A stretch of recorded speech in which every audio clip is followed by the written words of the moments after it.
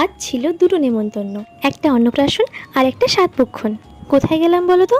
চলো প্রথম থেকে দেখাই। আজ ছিল 17th জুন, আর আমি নতুন ব্রাশটা খুলবো কিনা বুঝতে পারছিলাম না। আর আজকে আমি একটা নতুন মশলা মুড়ি বানিয়েছিলাম।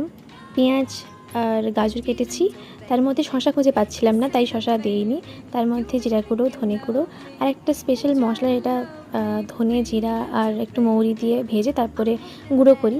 আর আগের দিনের ভাজা ছিল একটু আলু ভাজা আর গাজর টাজর দিয়ে ভাজা, আর ওটা দিয়েছি। সাথে মুড়ি দিয়ে একটা মশলা মুড়ি হয়েছিল, তোমরা জানাও কেমন হয়েছে কমেন্টে। আর সাথে চা বানিয়েছিলাম, একটু কড়া করে একটু চা বানিয়েছিলাম। ওটা একটা ক্লিপস নিয়েছি, আমি মুড়ি খাচ্ছি, মশলা মুড়ি আর সাথে একটা চা।